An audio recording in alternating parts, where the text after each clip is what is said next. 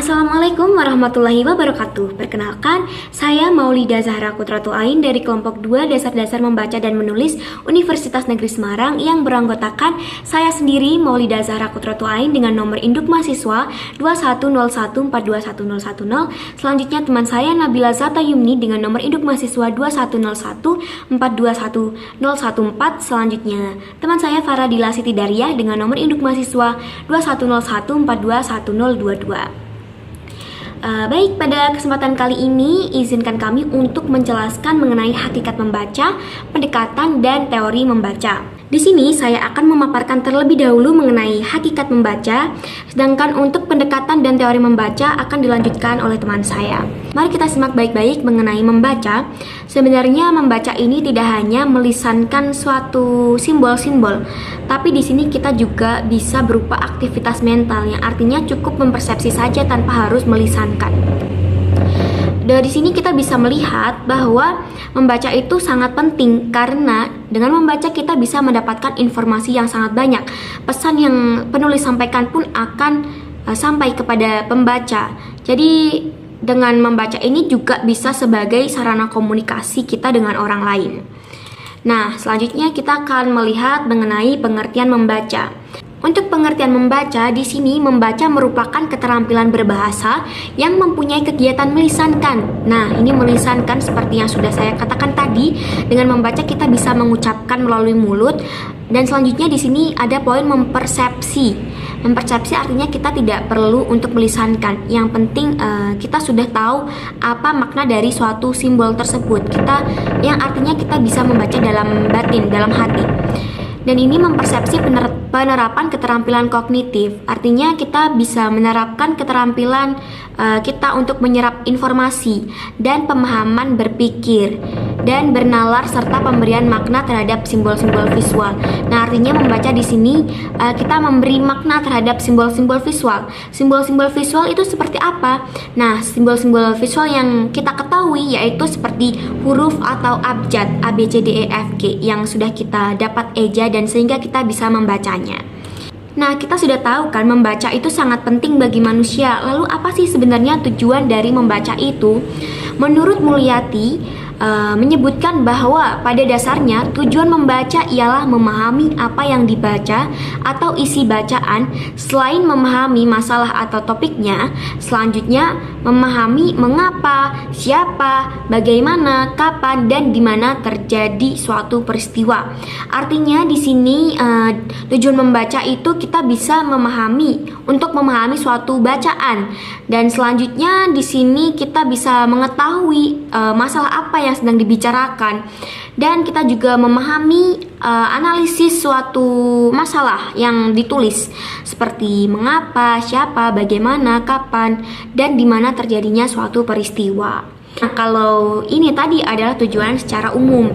Selanjutnya ada juga tujuan secara khusus menurut Mulyati dan ditambahkan dengan pendapat Supriyadi, yaitu yang pertama untuk mengisi waktu luang. Ya, benar sekali, apabila kita mempunyai waktu luang, kita dapat membaca novel-novel atau puisi yang dapat menghibur kita. Ini bisa menjadikan self-healing atau penyembuhan mental kita. Selanjutnya ini mencari hiburan. Hampir sama dengan mengisi waktu luang, namun kalau mencari hiburan ini tujuan utamanya adalah mencari hiburan, sedangkan jika mengisi waktu luang kita bisa untuk belajar dan lain sebagainya. Yang ketiga ini untuk kepentingan studi. Nah, untuk kepentingan studi ini bisa untuk pembelajaran. Dalam pembelajaran ini kita akan menggunakan banyak referensi. Nah, referensi itu perlu kita baca untuk kita mendapatkan suatu informasi.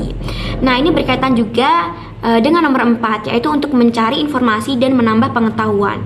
Selanjutnya yang kelima, memperkaya perbendaharaan kosakata, yaitu dengan membaca kita bisa mengetahui kosakata-kosakata baru sehingga kita dapat mengerti ini artinya apa. Yang sebelumnya kita tidak tahu ada kosakata tersebut, kita bisa menjadi tahu.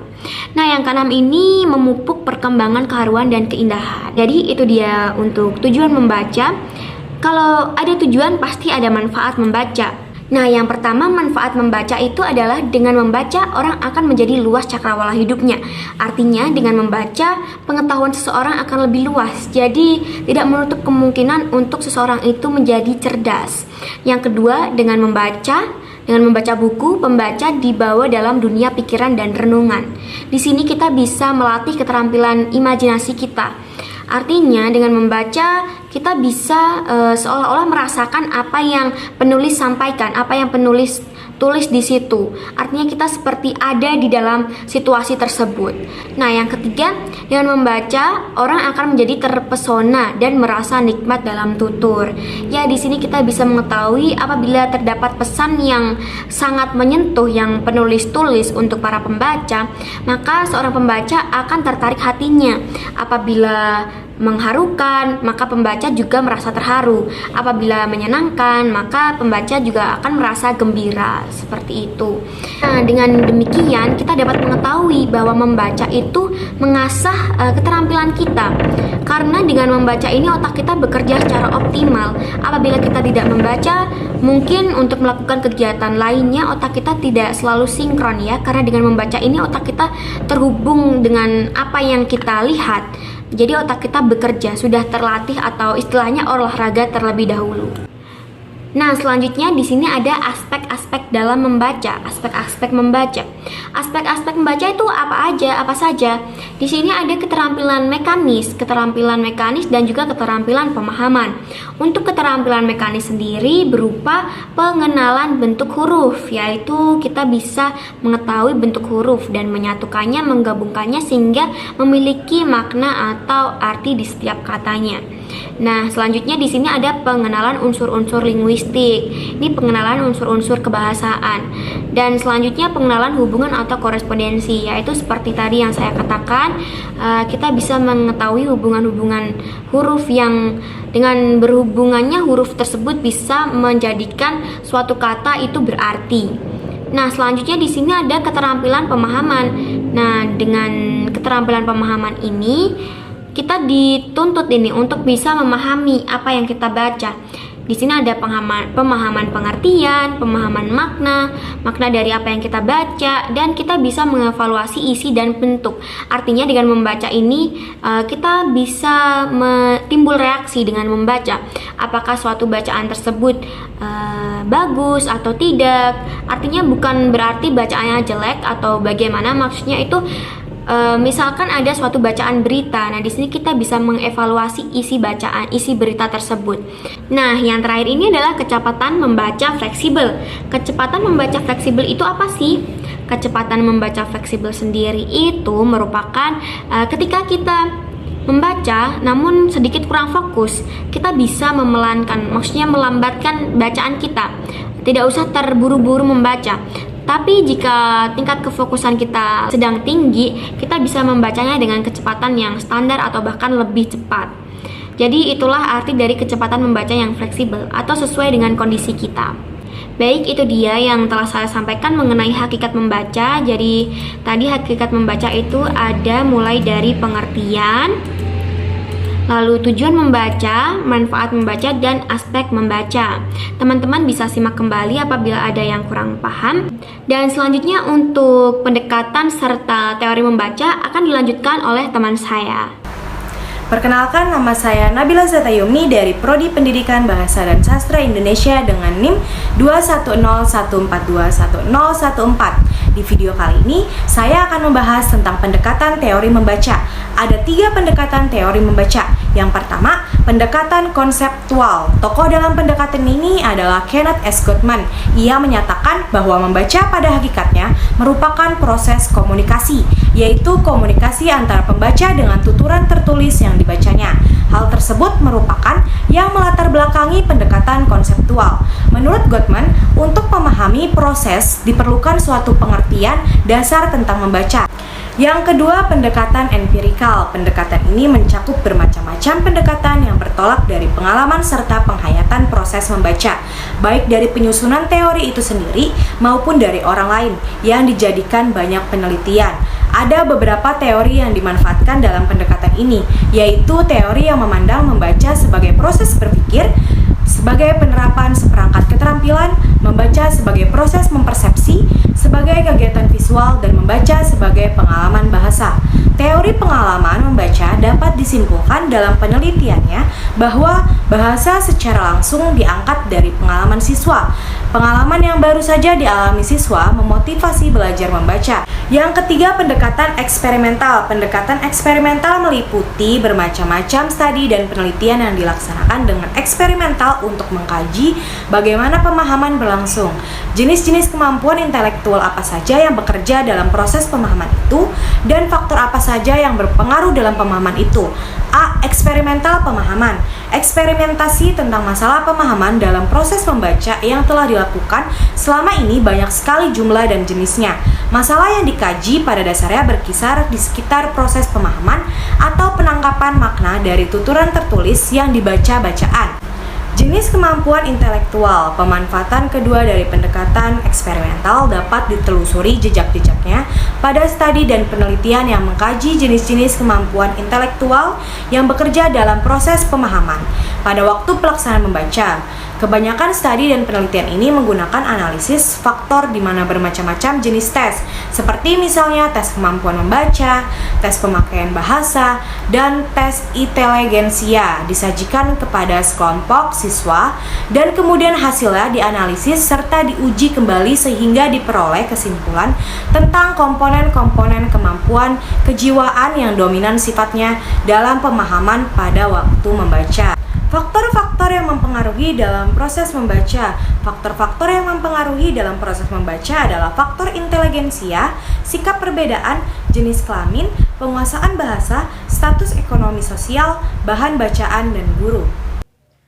Baik, selanjutnya saya akan menjelaskan tentang teori-teori yang dimanfaatkan dalam pendekatan empirikal. Yang pertama yaitu teori yang memandang membaca sebagai berpikir.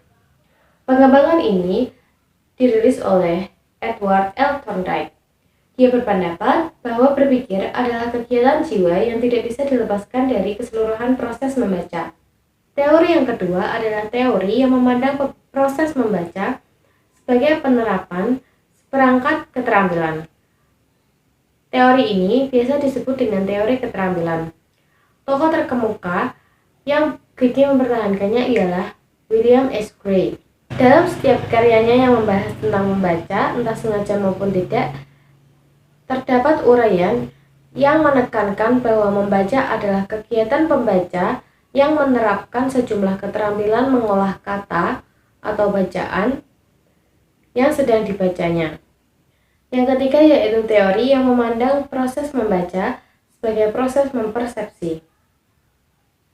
Teori ini banyak memanfaatkan studi ilmu jiwa yang mempelajari tentang bagaimana proses mempersepsi itu berlangsung dalam kegiatan membaca.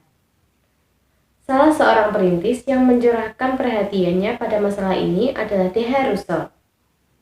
Menurut pemahamannya, untuk mempermudah pemahaman terhadap membaca sebagai proses mempersepsi, pertama-tama perlu diketahui dahulu bahwa apa yang disebut mempersepsi itu dari satu segi dapat dibatasi sebagai sesuatu yang telah dikenal sebagai suatu objek, suatu kualitas, atas suatu hubungan yang ketiga-tiganya merupakan hasil dari suatu pengalaman sensori. Selain itu, perlu diketahui pula bahwa persepsi memiliki dua macam teori yang menerangkannya. Yang pertama, teori sintetik. Teori sintetik memandang bahwa persepsi terbentuk dalam proses pembelajaran mengasosiasikan stimulus dengan respon bermakna. Dan yang kedua adalah teori analistik yang menerangkan bahwa pembentukan persepsi itu berlangsung secara bertahap. Teori keempat yang tergolong dalam pendekatan empirikal adalah teori visual. Teori visual yaitu teori yang memandang membaca semata-mata sebagai kegiatan visual. Teori ini memusatkan perhatiannya kepada proses gerak mata pada saat seseorang membaca. Perintisnya adalah Emil Ceval, seorang guru besar yang ahli dalam bidang membaca yang dengan tekun mempelajari cara orang membaca. Teori yang terakhir yang berakar pada pendekatan empirikal adalah teori pengalaman bahasa. Dalam bentuk permulaannya, teori ini memegang konsep bahwa belajar membaca merupakan bagian yang tidak terpisahkan dari proses perkembangan bahasa pada siswa. Membaca tidak bisa dilepaskan dari berbicara, menyimak, dan menulis. Karena itu, dalam belajar membaca, siswa harus dibina dengan metode pengalaman bahasa, yaitu metode yang mempertahankan membaca dengan berbicara, menyimak, dan menulis dengan penekanan pada pengembangan kemampuan berpikir dan kemampuan pengungkapan dengan bahasa. Tokoh perintis teori pengalaman bahasa dalam membaca adalah R. Van Allen. Teori-teori yang sudah saya jelaskan tadi adalah teori yang dimanfaatkan dalam pendekatan empirikal. Sekian materi yang bisa kami sampaikan. Terima kasih atas waktu dan kesempatannya. Wassalamualaikum warahmatullahi wabarakatuh.